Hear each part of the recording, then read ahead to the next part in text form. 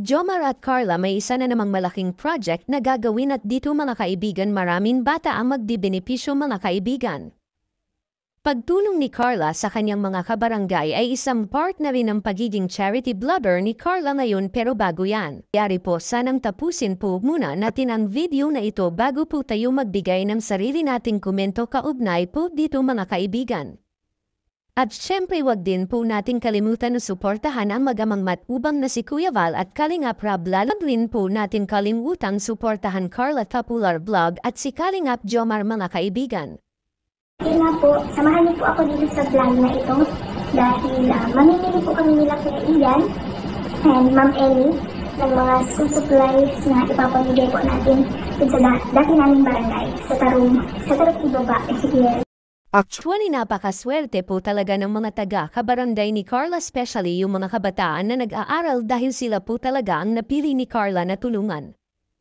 Kung tutusin, malaking tulong po talaga sa mga kabataan na ito na magkaroon sila ng school supplies ng libre, at hindi lang yan, maswerte po ang mga magulang ng estudyante na mabibigyan nila Carla.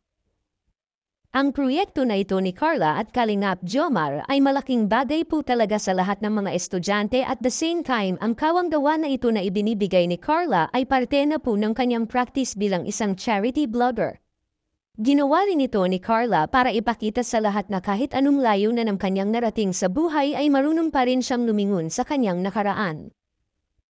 Well, grabe, nakaka-proud po talaga si Carla sa lahat ng kanyang ginagawa, at masasabi po natin na isa talagang magandang role model si Carla sa mga kabataan ngayon mga kaibigan.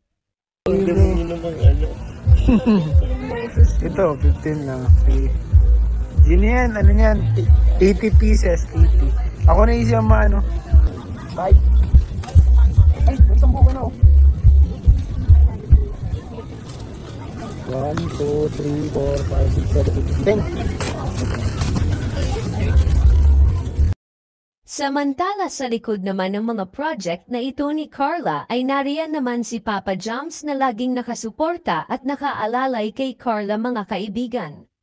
Hindi po talaga natin maitatanggi sa bawat hakbang patungo sa tagumpay ni Carla ay hindi nawawala sa kanyang tabi si Kalingap Jomar, bagay na sobrang ikinakatuwa naman ng mga viewers at supporters ng Tambalang Jomcar mga kaibigan.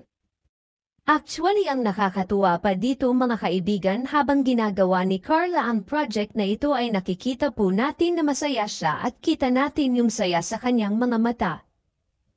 Isa pa sa nagustuhan pa natin dito ay sobrang hands-on po si Carla sa project niya na ito, kung saan mismong si Carla po ang personal na pumipili ng mga gamit na ibibigay niya sa kanyang mga taga-barangay. Well, iba talaga itong si Carla dahil kahit sobrang busy niya ngayon dahil magpapasukan ay nasenggit pa niya sa kanyang schedule itong mga batang ito, at dito po naka-proud talaga si Carla.